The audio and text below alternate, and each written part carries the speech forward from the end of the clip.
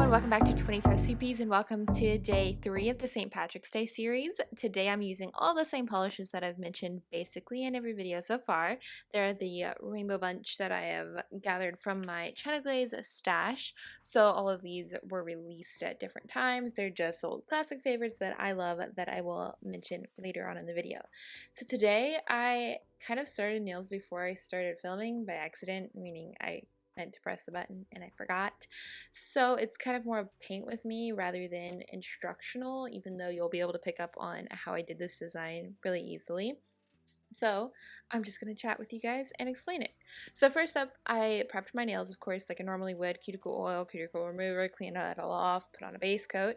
And then on top of my base coat, instead of going in for a color, I went towards my favorite kind of neutralizing color. So by this I mean like a perfector, and it's what I always use for like negative space manicures.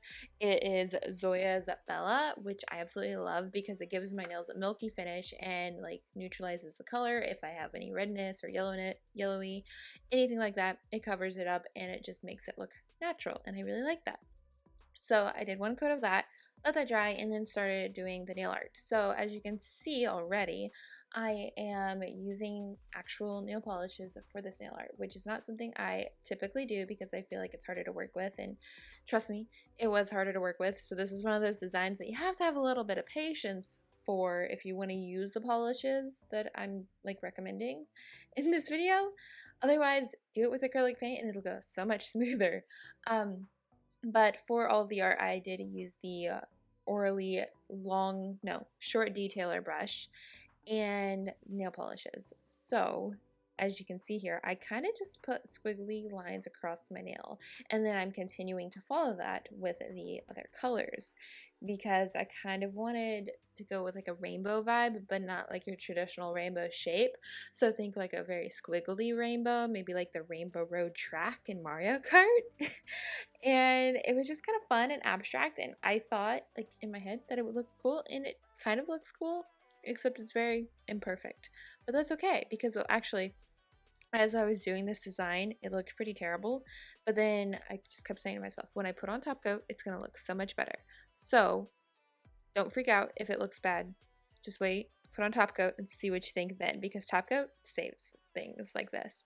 So polish wise, for the reddishy orangey shade, the first shade that I used Athlete Chic from China Glaze. Then the orange is called Good as Marigold. Then the yellow is a Werk Honey. And then the green, which is actually the one I stop on, is Grass's Lime Greener. I considered going on to the blue, but I really liked like how thick the whole band was of the rainbow, so I stopped at green. But of course you could go on to a blue if you wanted to as well, but I was content with this.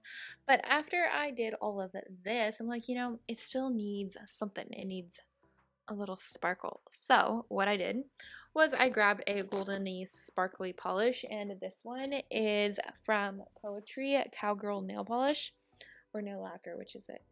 It is nail polish. And it's called 24 Karat, and it's a holographic gold like topper that is amazing. And I kind of just dry brush methoded it on the negative spaces of my nails just to add a little something. And I feel like that really did kind of bring it all together because it's like your gold at your end of your rainbow, and it was just really fun.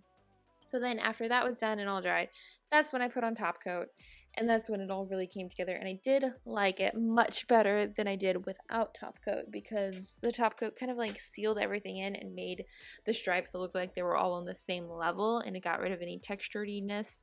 So I was really content with that. And top coat wise, lately I have been loving the Glisten and Glow top coat, the Moonshine Manny top coat, and I feel like those are like my main two that I alternate between. So there is all of that, and that is actually the final look. So that is it. I hope you guys enjoyed this kind of paint with me impromptu kind of tutorial. Like, if you like this more like relaxed, laid back type of nail art video, let me know, and we might try to do more of these because I can film more like detailed looks this way rather than the other way. So just let me know what you think. I hope you guys enjoyed this. Thank you so much for watching, and I will see you back here soon for another new video. Bye.